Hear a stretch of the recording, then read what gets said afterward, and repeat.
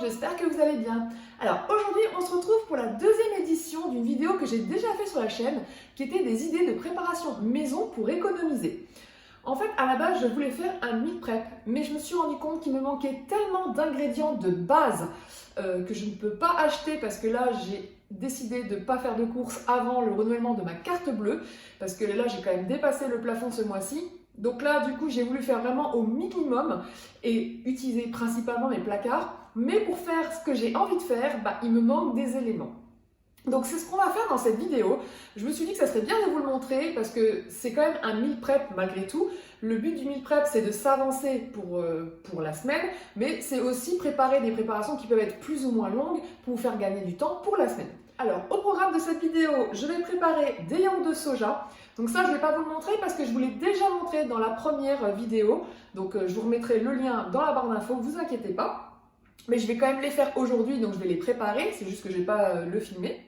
Ensuite, je vais enchaîner avec le lait d'avoine parce qu'il me reste que du lait de soja à la maison, mais c'est du lait de soja pour faire mes yaourts de soja, c'est pas pour utiliser. Et là, en ce moment, comme j'utilise pas mal de lait de soja pour mes petits 4 heures, mes petits goûters, donc du coup, voilà, il faut que j'en fabrique. Donc du coup, c'était soit je fais le lait de soja parce que je peux faire le lait de soja, mais c'est un peu plus long, hein. Il y a quand même, faut faire tremper les graines, ensuite il faut tout mixer, le cuire et ensuite récupérer l'okara, etc. Enfin, c'est un peu plus long. Alors que le lait d'avoine, il n'y a pas besoin de cuisson, donc rien que pour ça, c'est hyper rapide. Vous avez juste à mixer, vous allez voir, c'est vraiment très simple. Donc je suis partie là-dessus. Ensuite, je vais faire des wraps d'avoine. Alors à la base, je vais faire des wraps de pois chiches. C'est une recette que j'ai vue chez le chef Tommy, où tu mets juste des pois chiches crus et tu mets de l'eau et tu mixes et tu transformes ça en wrap, tu cuis à la poêle. C'est magique, c'est juste qu'il faut quand même faire tremper une nuit les pois chiches et là j'ai complètement oublié. Mais j'ai vu que toujours sur son compte Instagram qu'il présentait des wraps d'avoine. Donc encore une fois, quelque chose de hyper rapide. Et les wraps, vous savez, c'est mon repas de flemme préféré et je n'ai pas racheté de wraps.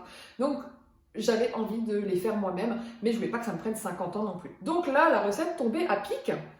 Ensuite, je vais refaire de la farine d'avoine. Alors là, pareil, hyper simple, mais c'est juste que je n'en ai plus, donc du coup, il faut quand même le faire.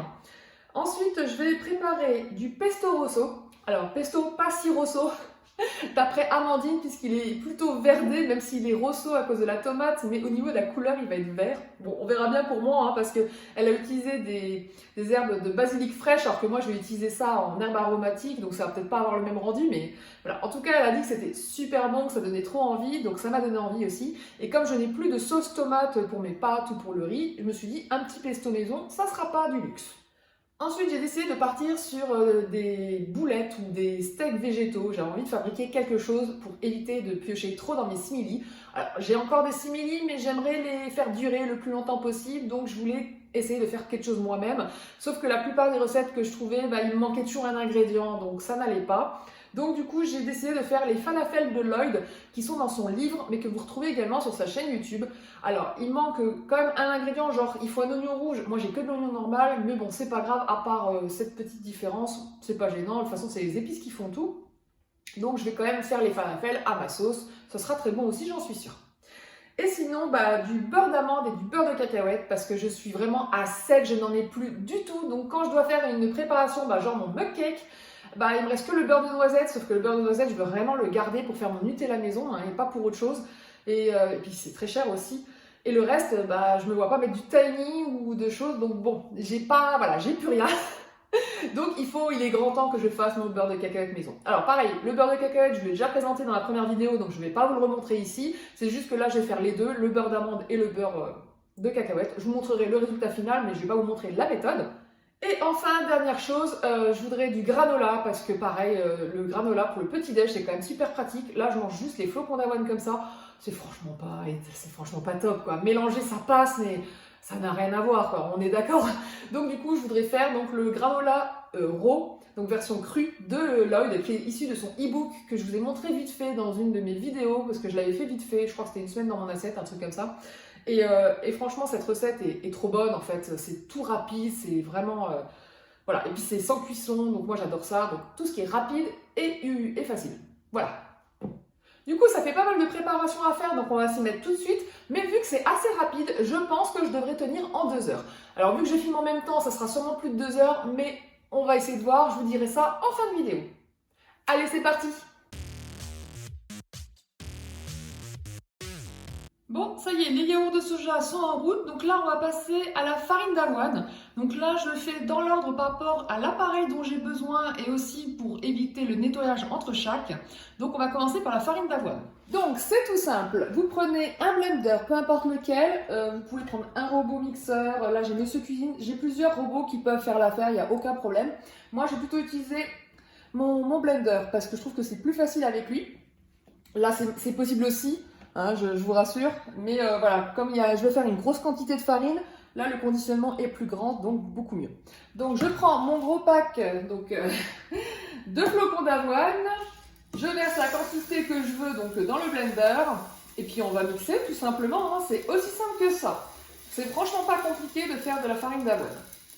Voilà, donc là ça me paraît largement suffisant, donc on va mixer ça. Allez, c'est parti!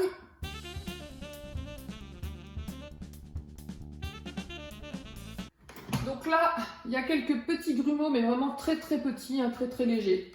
Globalement, vous voyez, c'est de la farine. Voilà, donc j'ai plus qu'à verser donc, dans mon conditionnement.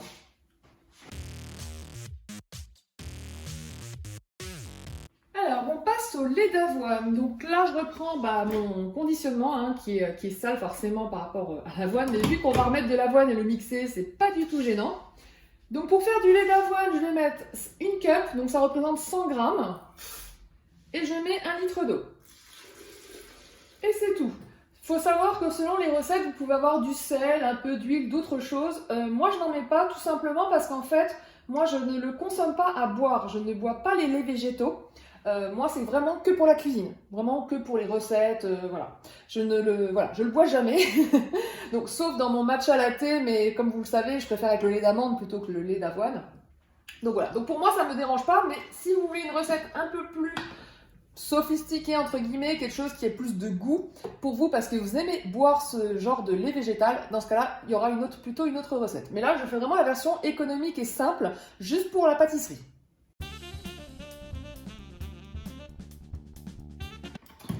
Donc voilà le lait d'avoine. Donc bien sûr, il y a des grumeaux, donc on va enlever ça. Donc pour filtrer ce que je viens de mixer, je vais utiliser le Vegan Milker. Donc je vous l'ai déjà présenté dans une vidéo puisque c'est comme ça que je fais mon lait de soja. Donc à la base, c'est en fait mettre du lait de soja mixé, exactement comme là, hein, du soja avec de l'eau, que vous mettez en fait dans ce récipient. Et ensuite, vous n'avez plus qu'à passer le mortier pour justement que vous puissiez enlever le lait, garder les grumeaux qui passent à travers le filtre, hein, et c'est ce qu'on appelle l'okara, la pulpe de la céréale. Et comme ça, vous avez tout dans le conditionnement et vous n'avez plus qu'à le fermer et à le mettre au frigo. Là, la différence, c'est que je ne vais pas utiliser ça. Pourquoi? Parce qu'en fait, j'ai déjà fait de l'okara d'avoine, c'est une horreur en fait, ça veut pas s'enlever après. C'est tellement fin en fait, contrairement à l'okara de soja, que du coup ça se colle au gris et c'est une horreur à enlever. Donc c'est pour ça que j'ai acheté plutôt une étamine. Donc là, c'est clairement ce qu'on utilise aussi pour les laits végétaux, donc une étamine végétale. Donc là, je vais juste mettre ça par-dessus. Et c'est là-dedans qu'on va récolter du coup l'okara. Donc par contre, on essaie de serrer le plus possible. Le but, c'est que ça reste en place. Du coup, on verse le lait d'avoine qui va se filtrer donc via l'étamine. Bon, pas le choix, c'est trop long et en effet, ça trempe en bas, donc on va tout prendre. Hop là! Voilà, et puis on va y aller à la main. Hein.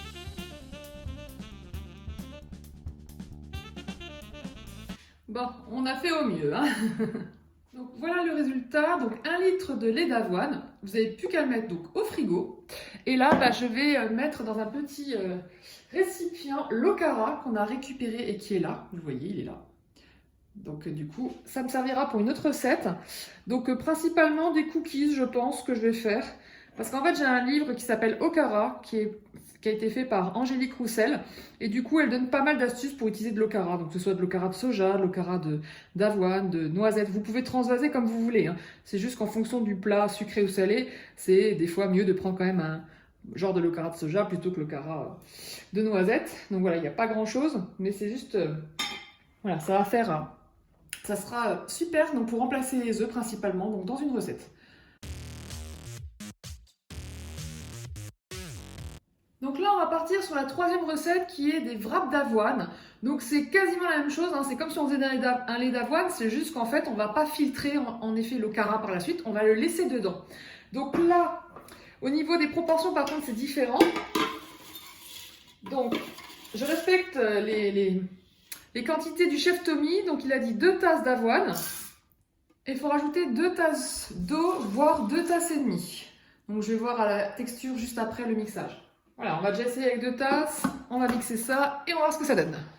Bon, bah écoutez, ça me paraît bien comme texture, donc on va les cuire les wraps. Du coup, dans une poêle chaude, je vais mettre un petit peu d'huile quand même, pour être sûr que ça ne racle pas au fond.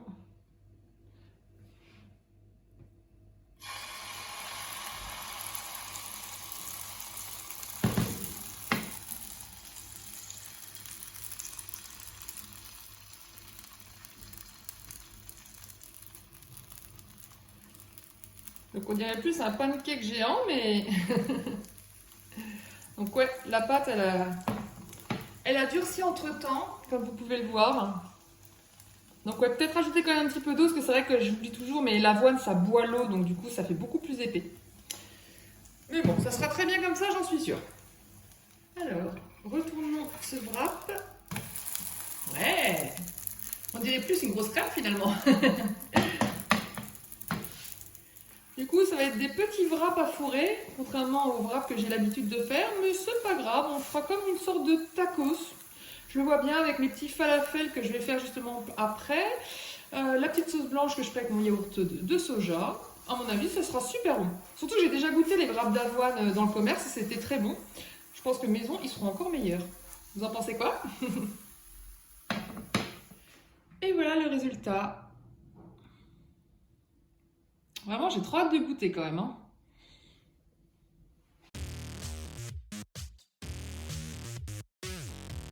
Donc là, on passe au beurre d'oléagineux, donc que je vous ai déjà montré dans la première vidéo, donc je ne vais pas vous remontrer. C'est exactement pareil, peu importe l'oléagineux que vous choisissez, hein. Donc là, je vais utiliser Monsieur Cuisine parce qu'il est hyper puissant, franchement, c'est une bête de concours. Je vais faire donc le beurre d'amande, donc avec les amandes décortiquées blanches, donc de la fourche, donc pour avoir une purée d'amandes bien blanche. Et du coup, alors vous avez 2 méthodes. Soit vous les grillez quand même à l'avance, donc soit à l'air fryer, soit au four, et ensuite vous les mettez dans le blender. Soit vous le faites pas. Moi personnellement, je ne l'ai jamais fait. Enfin, si je l'avais fait, mais je vois pas vraiment de différence dans la facilité de mixage ou pas. Donc moi, je m'embête plus avec cette phase-là. Je mets directement les amandes dans le mixeur et je laisse tourner jusqu'à ce que ce soit fluide, tout simplement. Donc là, il y a juste par rapport à l'amande, je me demande combien de temps ça va prendre parce que pour le beurre de cacahuète, en général, en 5 minutes chrono, c'est fait. L'amande, normalement, c'est un peu plus long. Donc on va voir ça. Voilà, j'ai fini mes beurres d'oléagineux. Donc du coup, le beurre d'amande, qui est quand même bien lisse, quelques grumeaux, mais franchement... rien de méchant. Et le beurre de cacahuète. Pareil, j'ai une belle quantité là du coup, qui est bien lisse. Pareil, quelques petits grumeaux, mais vraiment très très légers. Donc vraiment nickel. Donc du coup, j'ai fait les beurres d'oléagineux en premier parce que la recette suivante, c'est le ronola de Lloyd Lang. Et on a besoin de beurre de cacahuète pour cette recette. Donc c'est parti. Alors cette recette de granola est dans son e-book, donc du coup je ne vais pas vous dévoiler les quantités, mais je vais vous dire ce qu'il y a dans cette recette. Donc dans un mixeur, donc moi je vais choisir le mini plus, je vais mettre des flocons d'avoine, des dattes medjool, du beurre de cacahuète. Normalement il y a du sirop d'agave ou du sirop d'érable, mais je n'en ai plus, je suis vraiment à sec. Et il me restait du sirop de date, et vu qu'il y a des dattes dans la recette, ça me paraît très bien en fait. Donc là je fais un peu au pif. Au niveau des épices, un petit peu de sel pour rehausser et un peu de cannelle. Et comme les dattes medjool n'ont pas été trempées au préalable, un petit peu d'eau pour humidifier le tout. Voilà, bah c'est parti. Alors c'est la première fois que je vois mon appareil qui tourne sur lui-même, hein. C'est jamais arrivé. Donc c'était très drôle. Du coup, au niveau de la texture, bah on est bien. Voilà, vous voyez. Ça fait comme une pâte et si on appuie, vous voyez que ça se tient. Un peu comme des Energy Balls en fait. Donc c'est exactement la texture dont on a besoin. Donc c'est parfait. Alors du coup, on transvase dans un autre récipient. Donc là plutôt, hop, dans un saladier. Parce qu'en fait, on va rajouter encore des toppings. C'est juste que ça n'allait pas être au mixage. Donc qu'est-ce qu'on va rajouter? Des cacahuètes grillées. Enfin, non grillées, non salées. Une bonne poignée. Et du chocolat, évidemment. Pareil, une bonne poignée. Voilà. Donc, on mélange le tout. Donc vraiment, ce granola, donc version sans cuisson, est hautement addictif. J'en ai très souvent plus parce que je picore dedans. C'est un truc de fou. Ça ressemble un peu à la cookie dough. Vous savez, la fameuse cookie dough, donc la pâte de cookie crue en fait. Hein. Et clairement, c'est ça en fait. Et c'est vraiment trop trop bon. Et donc j'en mets dans tous mes granolas, dans tous mes bowls, dans tous mes yaourts quasiment. Ça rajoute vraiment un petit plus. Mais alors, la dernière fois, j'avais un petit creux, j'ai pioché dedans et c'était bon, on ne m'arrêtait plus quoi. Donc vraiment, c'est addictif.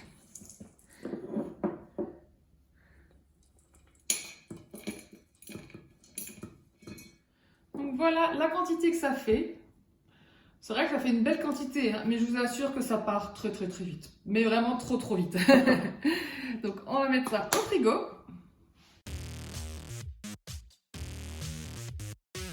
Alors j'ai nettoyé le robot parce qu'on va le réutiliser. Donc là on va faire le pesto rosso, donc il y a juste à mélanger tout et puis à mixer tout simplement, c'est aussi simple que ça. Donc cette recette est disponible sur la chaîne YouTube de Amandine, donc je vous mettrai le lien en barre d'infos. Donc là je vais vous montrer vite fait les ingrédients. Premier ingrédient, les noix de cajou. Ensuite il faut du tofu soyeux, donc que j'ai mis en fond là, et des tomates séchées. L'ingrédient incontournable, la levure maltée. Du concentré de tomate, des gousses d'ail, donc je vais les presser.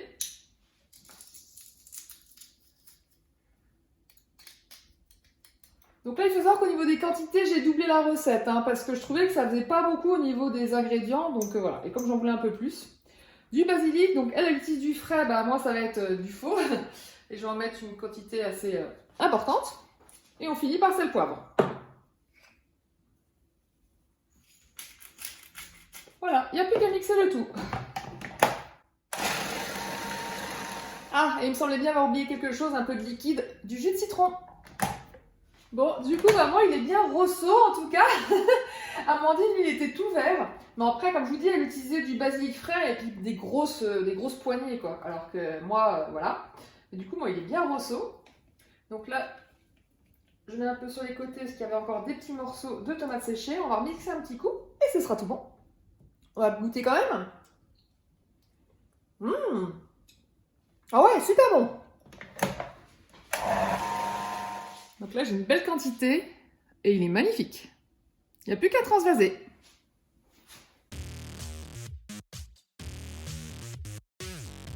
Bon, on termine par la dernière recette qui sont les falafels de Lloyd.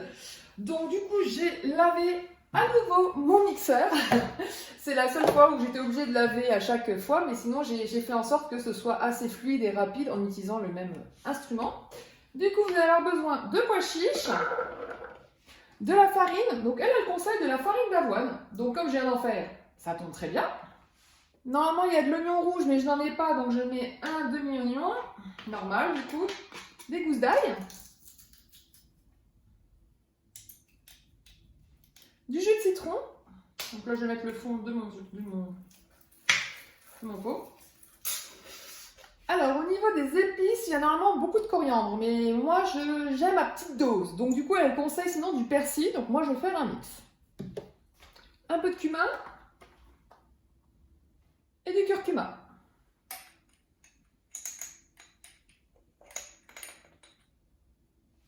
Un peu de sel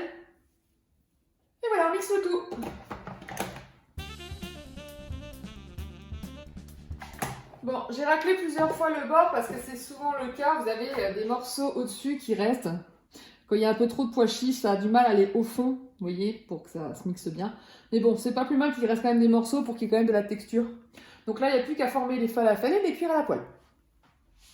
Alors voilà les falafels quand ils sont formés. Ils sont beaux, hein. Donc là, il y en a 7 dans l'assiette, mais en fait, j'en ai encore 4 dans une autre. Donc il y en a 11. Donc là, on va mettre un peu d'huile d'olive dans la poêle.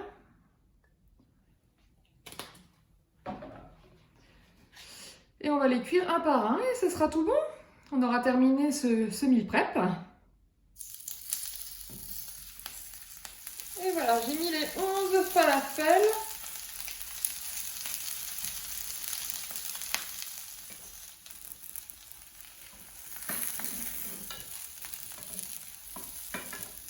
Alors, voyons voir s'ils sont cuits. Bah oui, hein, ils sont tout beaux.